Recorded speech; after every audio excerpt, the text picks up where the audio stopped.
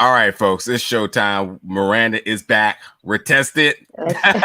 Connection is all good. We're all good to go. We're back for this week's episode of Impact Wrestling, our hot topic and review of this week's All Things Impact Wrestling. So, yeah, let's jump into today's show, folks. Stay tuned.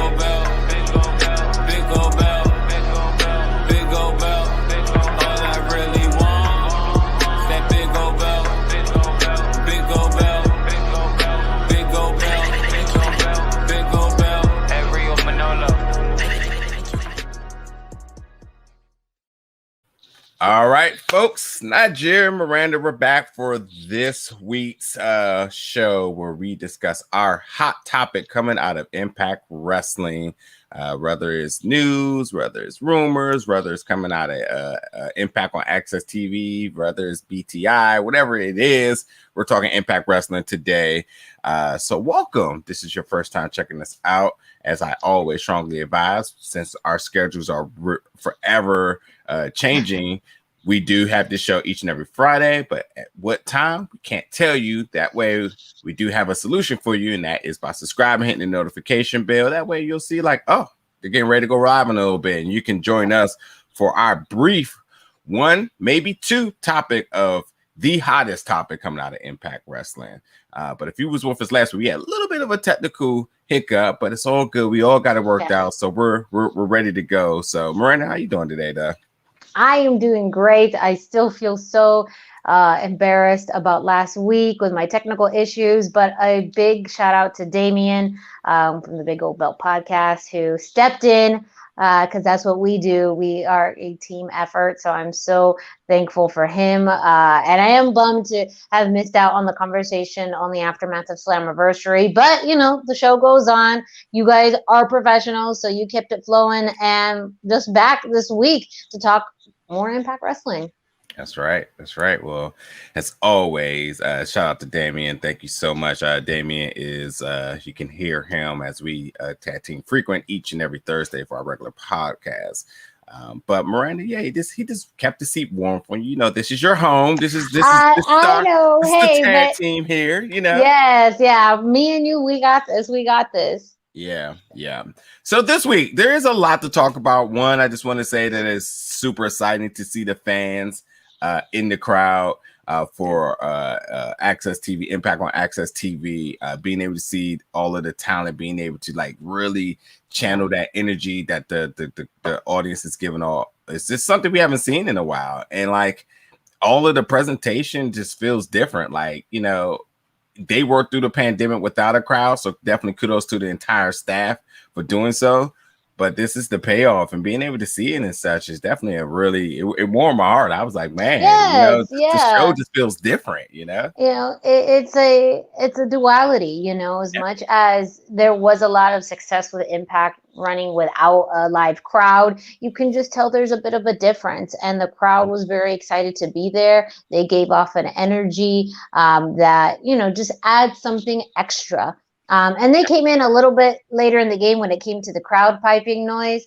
That had been something that they added on, a little bit later than some other shows. But I do think that because of the fact that, again, they took their time with this, fans are paying off now, you know, and they're really getting to provide their live feedback and their, you know, responses to what, you know, we see in the ring. So, congratulations to them for having crowds back, and it's a sight for sore eyes. Yeah. So Homecoming is this week, and you know, I do know that Homecoming was recorded. It didn't look at spoilers, so ultimately, I am still excited to see this historic event of theirs, which they will be having a king and queen tournament. Now, to me, when I first saw this announcement, I'm like, well, this is what I wanted the WWE Mismatch Challenge to be. Yeah. Pure intergender wrestling with teams that may not have ever been teams, unlikely duos, but they go out there and they do the work, and it's just fun. I mean, everybody in the ring is a wrestler. Everybody is a professional. This is why they're at the level that they are. And so with them being able to do this, I'm excited. I mean, I also really love the fact that Impact Wrestling do things without having to always get the notoriety behind it. You know, when they do the Forbidden Door thing, it's not a gimmick. They do they do intergender wrestling.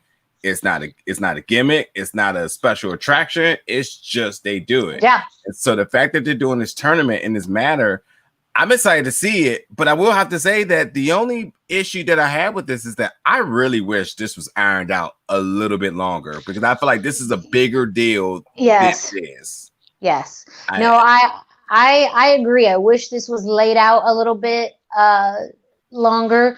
It's hard to do that though, because you had Slammiversary, and that was really the pinnacle. That was, the big milestone for the year thus far. So maybe if this was a little bit later in the year, even just like a month later, somewhere more in between Slammiversary and Bound for Glory, because you are packing a lot of content, a lot of storyline, and this has such a short buildup that I felt like you could have done more storytelling with it, more interactions between teams, more setup for teams to be presented. I think it's such a unique concept that, again, we haven't seen since the mixed match challenge a few years ago. So, and I think the way that Impact does present storylines is such a fun mix of serious and comedy. And so I think that we are, seeing that a little bit from the teams that are already been assembled. But I do think that there could have been some really cool storytelling that they could have elaborated on and done if they would have, waited maybe an extra month to do this particular, Impact Plus special. Yeah, and I get it that they want to create additional content for Impact Plus. And I get it that, by their taping schedules, where how this just has to fit. But I do feel like this is definitely something right within their wheelhouse of, being able to do something unique.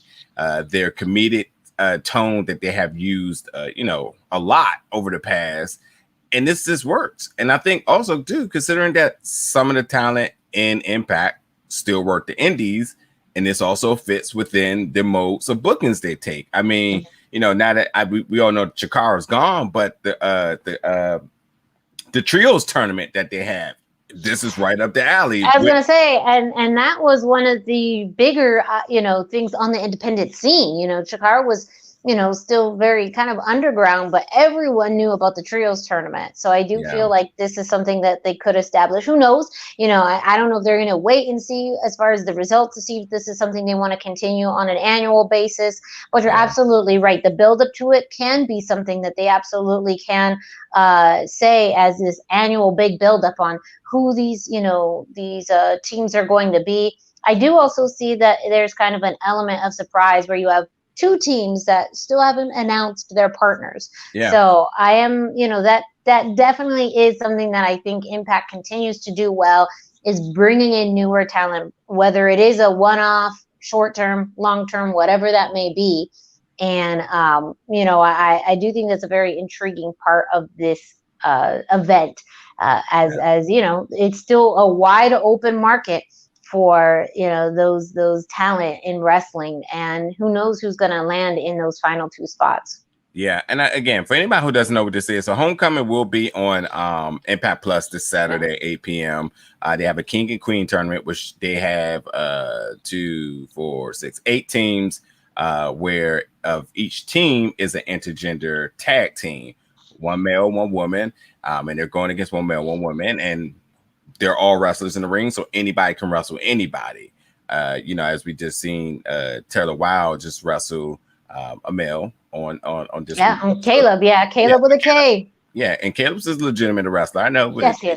How you want to look at? He's a legitimate wrestler, trained, and definitely think however you want to think about it. If him just being a manager or him just being a comedic tone, he's still a wrestler, and the fact that they just do it, that's just what it is. Everybody's professionals that are involved in being in this ring. I mean, even Scott D'Amore could get in there and take a few bumps if he had to, So I just want to, I want to set the tone for that, because I don't want people to think like this is going to be the mismatch challenge, because it's not. This is actually going to be wrestlers in the ring wrestling.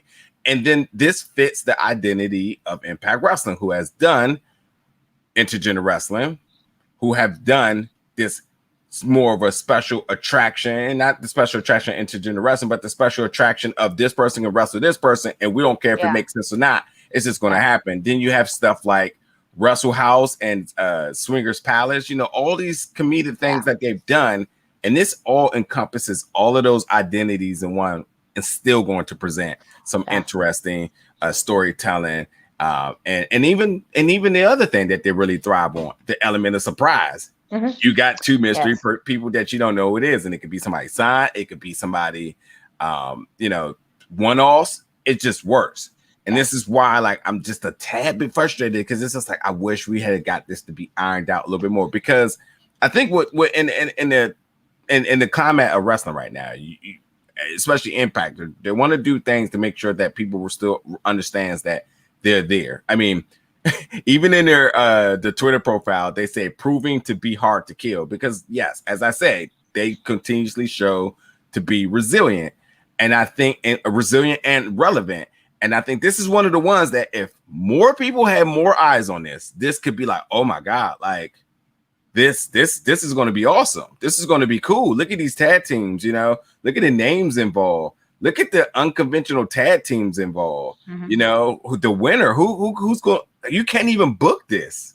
It's hard to book it. To do. Well, and Impact has been very good. And sometimes, we appreciate it more in the long term than in the short term, but on thematic events, they have really, some concepts have, hit the wall and sank. Others have really soared and are truly revolutionary to, professional wrestling. And I do think that still now, this concept of intergender wrestling is something that goes back to, as you said, Impact Wrestling has been doing for quite some time, and makes them a standout within the world of professional wrestling, because the other, major promotions don't do that.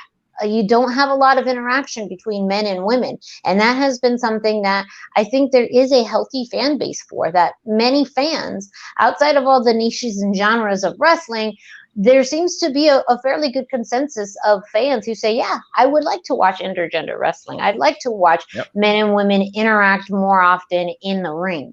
And I do think that they have the talent on both sides. They have the unique format of, homecoming. And I just think that now, where there is so much competition, you always have to do something to set yourself apart. And Impact, after all these years, is still flying under the radar for many, many people, or still living in the shadows of TNA.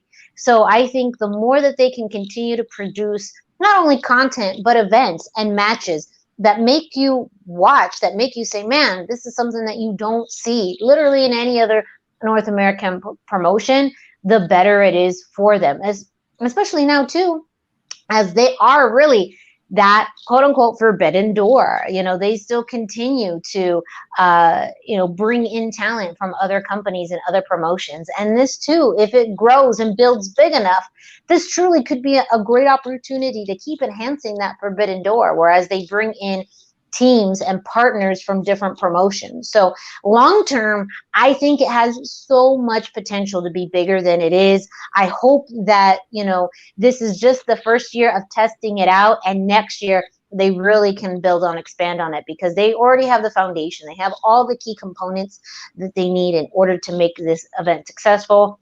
Next year could even be bigger, and it could be something that, could revolutionize pro wrestling, if they pull the right strings, if they continue to, try and elevate it and make it a big event, and if they leverage what they've been doing now, partnerships with multiple promotions. Yeah, agree. And I'm cool with that. definitely shed some patience on the idea that Wrestling fans being patient. yeah, Hello. yeah. How are you? I can have some faith here with this one. You know, you may be one of the only patient wrestling fans in existence because with And they show they show the ability to do long-term booking. yeah, So they do. and if this is something that they want to test to see how people take to it, then I get it. And I think that like you said, you got to take some chances. I mean, AEW just did a death match and just mixed results about that. But I think that this is one of the more safer test samples to go against. And I think that there's an audience for this. I mean, there's absolutely an audience for this. And I think that all of the talent in that locker room will absolutely say as well that they are absolutely down for this. I mean, everybody in the tournament has worked intergender matches. So like there's also no surprise here on that note, So, it should be fun. I just wish it had a little bit of a stretch in regards to promoting this and building this up some. So, but yeah, obviously the spoilers are out there. So I know some people already know who the extra people is going to be. That should be interesting. Impact still does have a few cards up their sleeves. So, we'll just see how it all plays out. And then, as the weeks of Impact tapings are shown, then we just kind of see how the momentum just slowly builds. Because last night felt like a really good step going forward. So, we'll see. We'll see. Hello, Damien. Good morning. We all know the patience and grace aren't things that IWC, not at all. As I'm saying, patience. Yeah. Oh, that is also true. It's just like the kryptonite of the IWC. Yeah.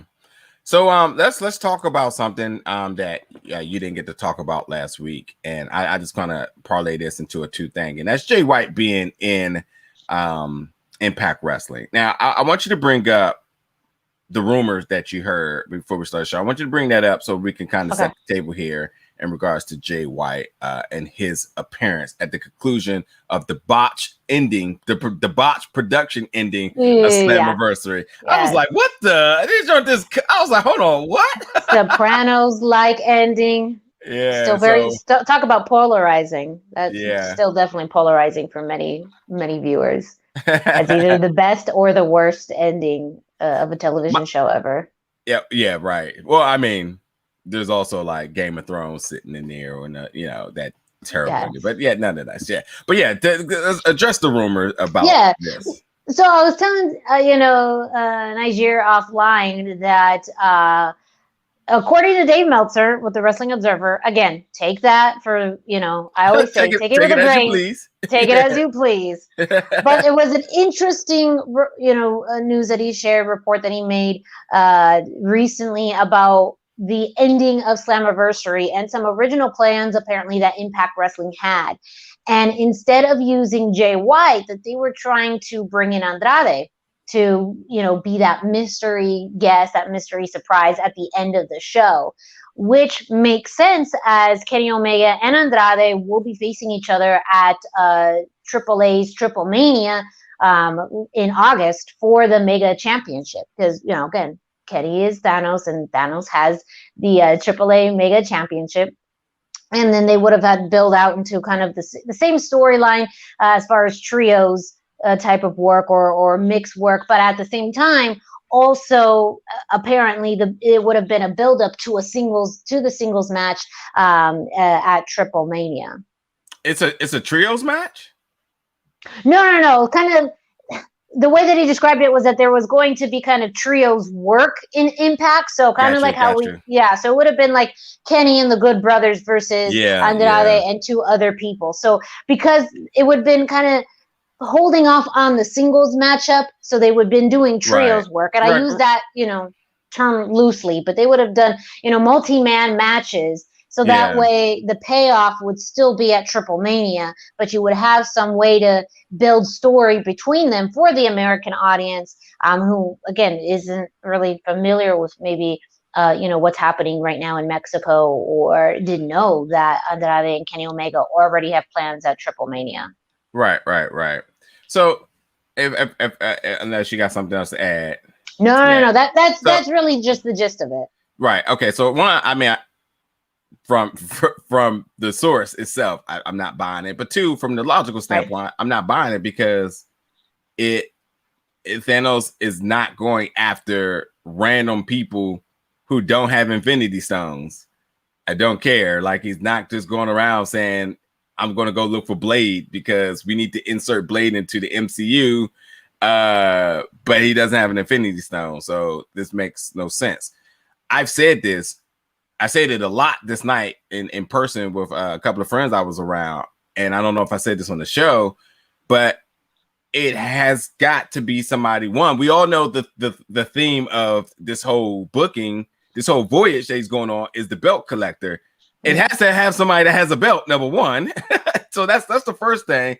And number two, it has to be a belt or a person that's willing to get in this situation and is willing to lay the belt down and it does not hurt them. This is why I kept saying that we know that Kenny Omega is begging New Japan to do something because that's the other big milestone here. It's like, you done got Impact, you have AEW. Who knows what the situation may be with ROH, but we can talk about that in a second. And then there's New Japan because WWE is clearly off the table. So New Japan is like, well, and then obviously he already has Mexico. So it's like, with New Japan, we already know the dysfunction that between them and the Bucks and them leaving New Japan, et cetera, et cetera. But, you know, the money and the billionaires, they talk and they do what they got to do. But at some point, it has to make sense. And we know New Japan is not going to lay down for the sake of a Kenny Omega storyline. It does nothing for them. So how does this help? How does this work? How do you make this make sense? I kept saying it had to be somebody of some notable stature with a belt that could be inserted here, that it just logically makes sense. And I wish I could remember who else I was saying. I never predicted Jay White because I totally forgot that he was around. Totally forgot that he was around. I feel like he's already been, you know, in another part, you know, of course, another part of the world, but like, you know, just something kind of out of the radar of, you know, a lot of people who just don't maybe just watch New Japan regularly. If you're a regular New Japan, you know, viewer or fan, then you know Jay White was on your radar, but also, you know, we just didn't. It really was a surprise. And going back to what you were saying, you know, again, the report is that they couldn't, you know, come up with a financial agreement with Andrade, which does make sense. And then, you know, Jay White was an afterthought, which, going to your point, doesn't make sense if he was an afterthought, because you are right. It seems like the partnership between Impact Wrestling and New Japan is much stronger between what they've been doing with AAA, because we also have Deonna Purrazzo, who is going to be challenging for the Reina de Reinas championship at AAA, and they have barely mentioned that at all. So thank you. That's exactly what I was about to say. That's exactly what I was going to say. Look at the consistency here. Exactly. So why would they go one way? Exactly. Yep. So, you know, and again, that storyline, I do see that storyline would have been about a belt. Because again, there is a championship bout between them coming up fairly soon, but there isn't a belt for him to win, which makes again the idea of Jay White being a much more probable competitor and a storyline for this make a lot more sense. And so I don't think this was just something that came out of thin air. You know, maybe they teased it, maybe logistically, you know, of course, it sounds like there was some challenges with it. And Triple Mania is not that long away. It's really only 2 or 3 weeks. So it could have been a good short-term stopgap.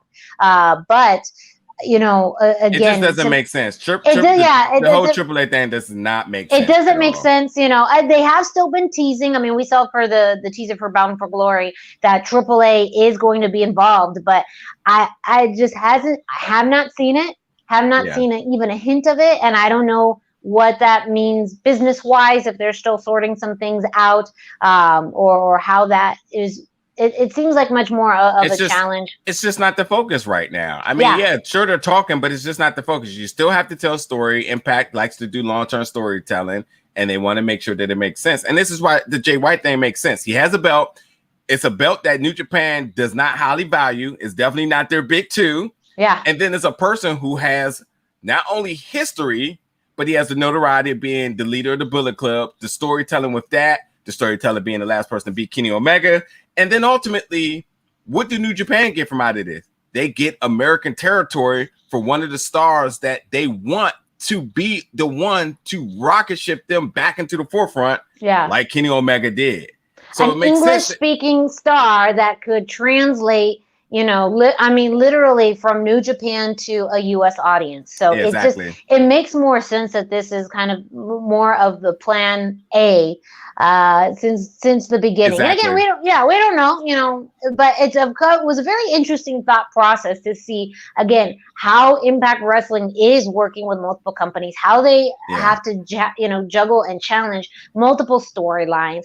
I also just, like I said offline, and just want to throw out, this also ties in very well with an AEW storyline that we're going to see come to fruition next week, and that's Kazarian as the Elite Hunter. And, the only other place outside of AEW that has the biggest elite presence is in Impact Wrestling. So I think it's I don't know if they fell into this, if this was, the entire plan weaved into it from, a certain point, but that I think I can really commend, tying in all of these multiple wrestlers, stories, matches to something that actually makes sense.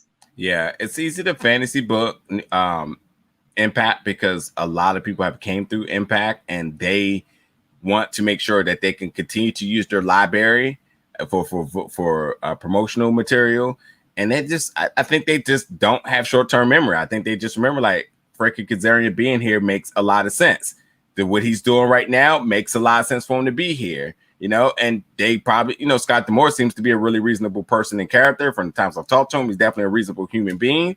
And I think that when people probably present, storylines and Will Ford, and especially with Tommy Dreamer and all of them, I think they probably like, yeah, this makes a lot of sense. And we like the bigger world of pro wrestling than just the smaller world of only Impact, Yeah.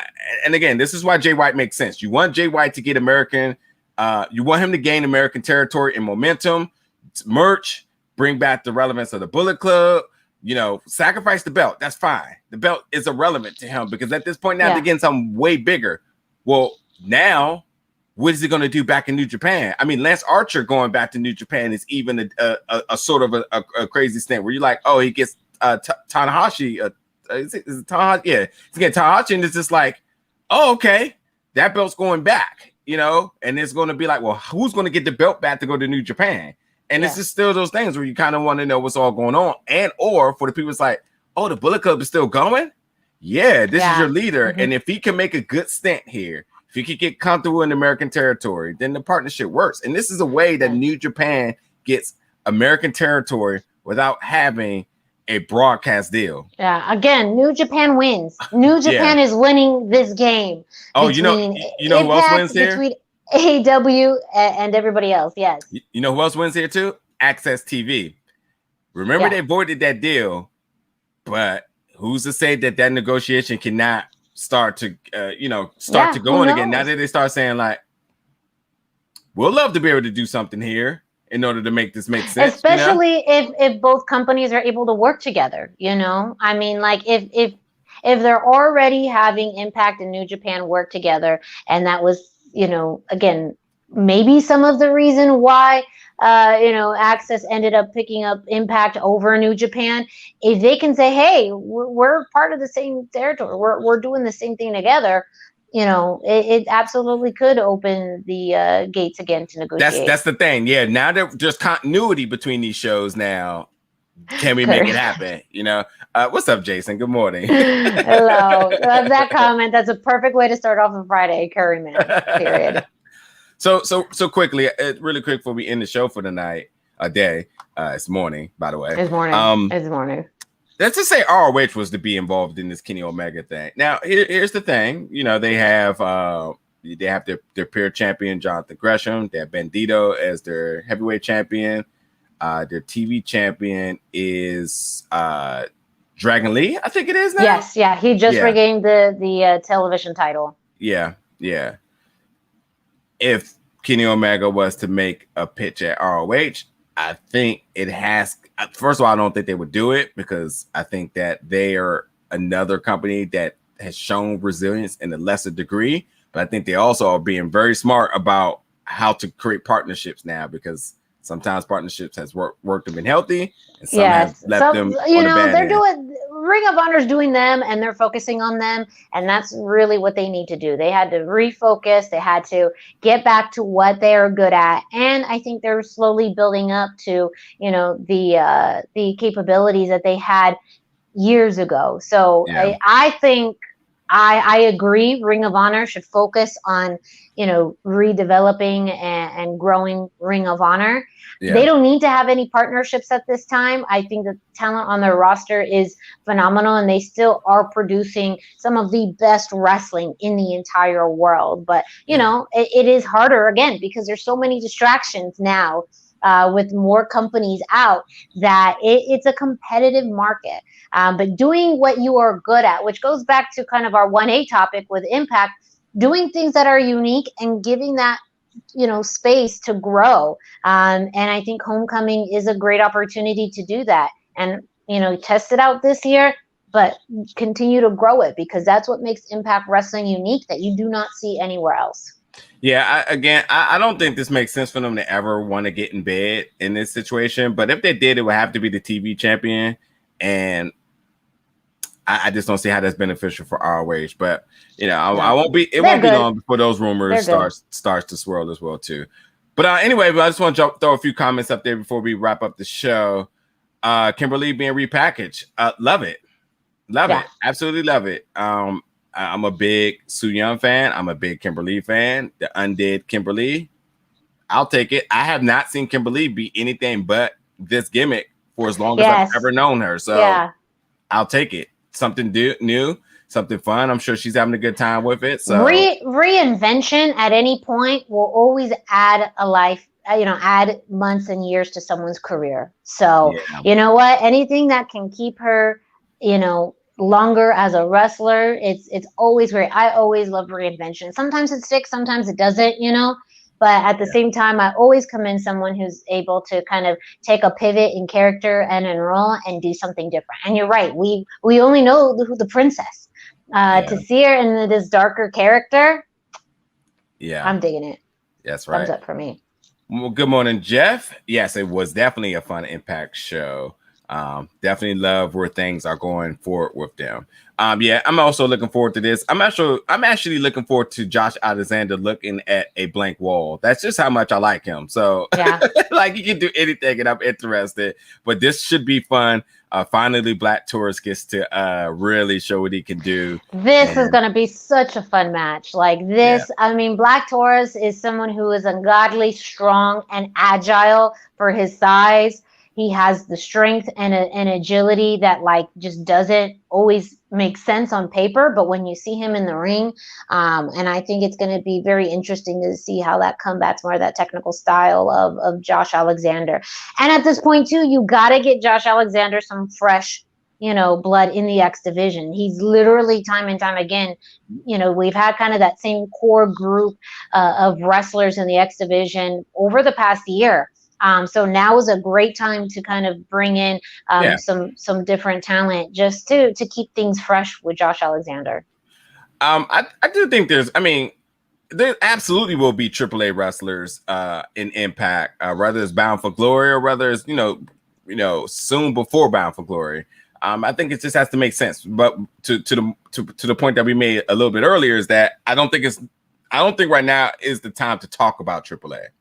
Let the AAA Triple Mania show happen, and then for that to come, because it's such a small gap that it doesn't fit their MO for long-term storytelling. If we would have gone back and started some more long-term storytelling prior to the build-up to Triple Mania, then maybe this would be a different story. But because it hasn't been talked about or discussed or mentioned at all, especially because you already have a AAA storyline happening in the Knockouts division, it's kind of too late right now, Mm-hmm. But again, if the build-up starts maybe after Triple Mania to Bound for Glory, then that next chapter to me makes more sense. Yeah, and let's not forget NWA. Deonna Purrazzo's involvement with NWA is also something that's up to bat soon. So let's not get there just yet. Let's let these events happen on their territories, and then let's see what Impact has to say after that. You know, we got the mentions of it, but no point of like dwelling or steering away from their storytelling doing so. I do love Chris Bay and Jay White. I like that Chris Bay and this whole thing with the Bullet Club. And again, if this is what it's going to take for the Bullet Club to gain momentum, for Jay White to get American territory, for Chris Bay to become a global star. I mean, he's already worked New Japan, but he's still 25. It is not to say that he still doesn't have much room to grow. If this is something else that is another catalyst to his growth, then absolutely. And I love that. I don't know if I would call it long-term storytelling, but I do like the fact that they were legitimate facts. And it wasn't just like oh man, you lost the match, you need to be in the Bullet Club. It was more like you've always kind of been like a lone dog. You know, no one's ever had your back. We can give you that, you know. So I do like what they're doing with that, and I think that should be interesting. So, but yes, let's wrap up the show. We went a little bit over, try to keep it about 30 minutes, but you wanted to make sure we got y'all comments, and so thank y'all so much for tuning in for this week's show. Definitely stay tuned each and every Friday. Hit the subscribe button here on the YouTube channel if you're watching on YouTube, or if you're watching it on Twitter, definitely step over to the YouTube channel. That way you can know exactly when we're going to go live. And or if you are following us on social media, on Twitter, then you also can get notifications as well to there when we're going to be going live. That way you can tune in each and every week as we discuss our hot topic coming out of Impact Wrestling. We completed the show. No hiccups, no glitches, no error, no technical difficulties. Yes, I think we deserve a good. See y'all next week, everybody. Bye-bye. on a high note. Thank y'all for watching, folks. All I really need, that